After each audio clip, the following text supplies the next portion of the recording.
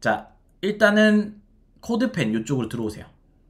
자, 여기서 자, 다른 거 다 무시하고 자, 이렇게 펑션하고 자, 어떤 이름이 있고요. 자, 요 구조를 좀 기억하세요. 자, 깨끗하게 한번 지우고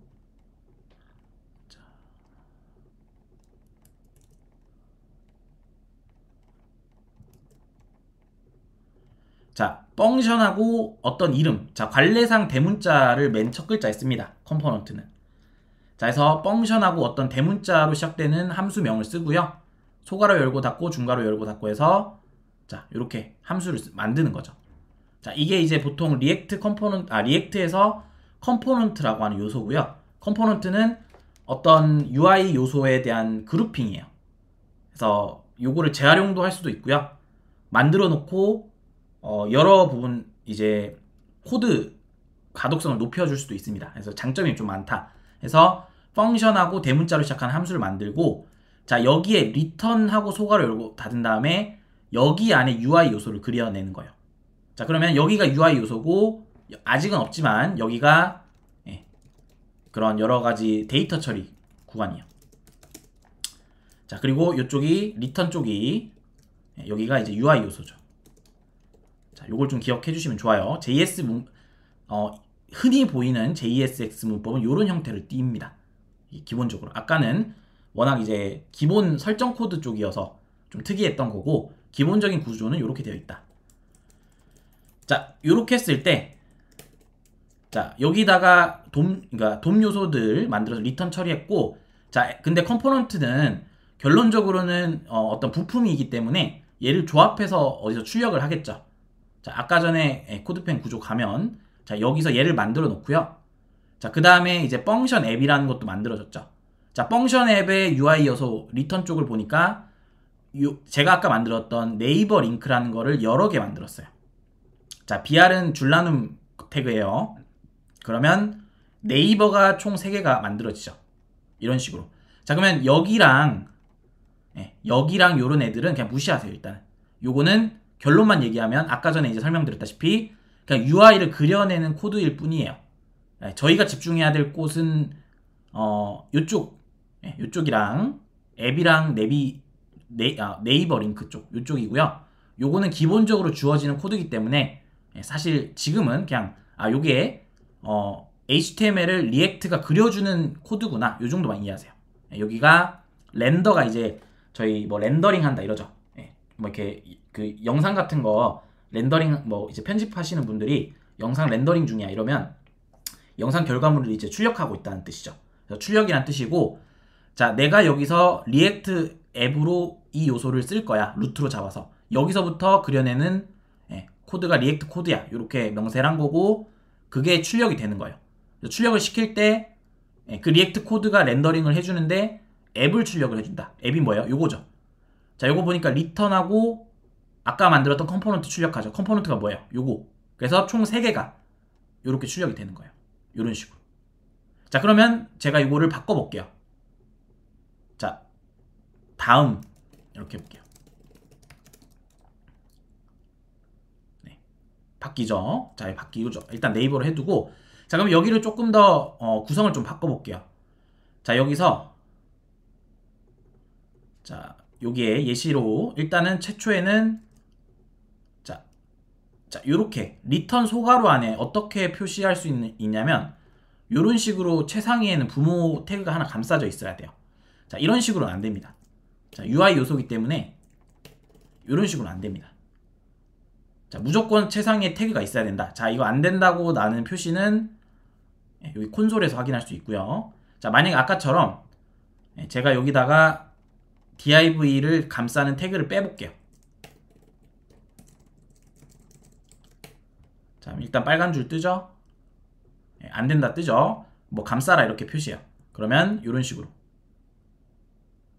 감싸면 이제 앱이라는 문자열이 일단 출력이 됐죠. 자, 얘는 뭐 얘가 아니라 문자열이에요. 이런 식으로 적어도 상관없어요. 자, 일단 다시 이거 div 지어보면 자, 이게 뭔지 모르겠다 뭐 이런 의미이기도 하고 태그로 감싸지 않기 때문에 뭐 이렇게 안 된다고 뜨는 거예요. 자, 아무튼 문자열 앱을 표현을 했는데, 자, 문자열도 들어갈 수 있고 컴포넌트도 넣을 수가 있다. 그래서 컴포넌트에 자, 뭐 아까 전에 링크 태그 이렇게 넣어서 싱글 태그로 이렇게 표현할 수도 있습니다. 자, 그러면 여기 있는 게 나오죠.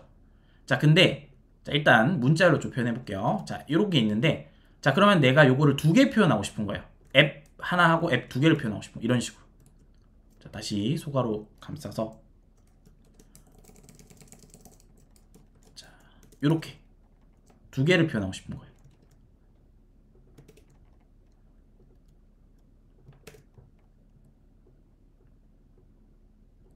자, 이런 식으로 표현하고 싶은데 안 되죠.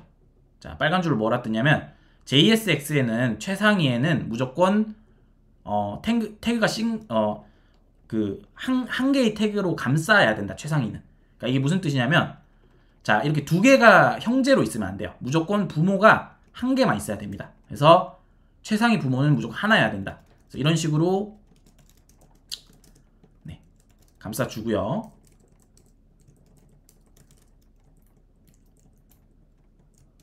자, 이렇게 감싸줘야 돼요. 그럼 에러가 잡힐 겁니다. 그리고 앱이 두 개가 나오죠. 자, 이건 약속이에요. 여러분, 이거는 뭐 이해 영역이라기보다는 리액트가 그렇게 규약을 정했다 이렇게 생각하시면 되고, 자, 실제로 출력될 때는 이런 식으로 출력이 되는 거죠. 자, 근데 보통 이제 이렇게 외부의 가장 최상위에서 감싸는 태그를 매번 이렇게 DI로 주거나 이런 게 좀 성가신 작업이 될 수도 있겠죠. 의미도 없는 태그인데. 그래서 그냥 의미 없이 쓴다고 해서 얘를 빈 태그로 이렇게 표현하기도 합니다. 이런 식으로. 자, 이건 리액트만의 문법이에요. 실제로 HTML 이런 건 없습니다. 자, 이렇게 표현해도 에러는 안 나고요. 자, 그리고 이걸 프리그먼트 태그라고 해요. 네, 그래서 제가 이제 여기 제목에 프리그먼트라고 썼는데, 자, 이렇게 내가 무조건 이제 두 개를 만들고 감싸는 태그가 의미가 있다면 당연히 시멘틱 태그인 기본 정의된 태그를 쓰시면 되는데, 내가 이 기본 정의된 태그를 굳이 안 쓰고 싶다, 쓸 필요도 없다 이러면 이렇게 프리그먼트 태그로 감싸주면 에러를 방지할 수 있다. 네, 똑같은 효과에서. 자, 그리고 요거를 개발자 도구에서 보면 기존에 있던 태그가 사라졌죠. 자, 요거는 최상위 태그예요. 원래는 어떻게 되어 있었냐면 루트 div 밑에 div 하나 더 있고 있었어요. 네, 다시 그려지기 때문에 날라갔다 다시 생겼는데 이렇게 되어 있었다면 프리그먼트 태그로 다시 보세요. 여기 루트 태그 밑에 div 있고 두 개 있죠. 자, 근데 요거를 프리그먼트 태그로 바꿔치기를 하면, 자, 요게 사라질 겁니다. 근데 이게 완전히 지워졌다 다시 그려지는 거여서, 자, 여기 보면 루트 div 바로 밑에 생기죠. 자, 에러는 잡히지만 그렇다 해서 요 요소가 실제로 있는 것처럼 표시는 안 되죠. 그러니까 말 그대로 규칙을 좀 위반 안 하기 위해서 이렇게 프리그먼트 태그를 이용할 수도 있다. 이런 형태로 이제 JSX 문법이 구성되어 있습니다. 그래서 요거 순서대로 그냥 한번 눈으로 보셔도 좋아요. 그래서 컴포넌트 정의할 때는 이렇게 하고, 펑션하고 대문자로 보통 관례상 시작합니다. 그래서 대문자 시작되는 그런 함수명을 적어주고 리턴 타입으로 UI를 리턴해주고, 자, 그 사이에 리턴 사이에는 이제 자바스크립트 코드로 어떤 데이터 처리도 할 수 있는데 지금은 일단은 UI만 그렸고, 자, 요런 요소에서 이렇게 두 개를 쓸 수가 없다. 그래서 부모로 무조건 감싸야 된다. 자, 근데 감쌀 때 얘가 의미가 없는 태그니까 이런 식으로 프리그먼트를 쓰셔도 된다. 그리고 얘는 렌더링 될 때 사라져요. 그래서 요거를 좀 요 구조를 기억해 주시면 좋을 것 같습니다. 자, 그래서 요걸로 뭐 또 다시 보면, 예제 코드로 다시 보면 여기 프리그먼트 태그를 쓰고 있죠. 자, 얘를 떼면 당연히 에러가 나겠죠. 그쵸? 뭐라고 하고 JSX 문법에는 이렇게 하면 안 된다. 감싸라, 최상위 태그를. 그래서 그러니까 태그로 닫아라, 감싸서 닫아라, 이런 거죠. 프리그먼트를 써라, 이렇게 추천도 해주네요. 그래서 프리그먼트로 이렇게, 보통은 프리그먼트 태그로 많이 씁니다. 자, 초창기 리액트에서는 뭐 이게 없었는데 이제는 이게 일반적으로 많이 쓰이고 있습니다. 자, 해서 요렇게 해서 넘어가시면 됩니다.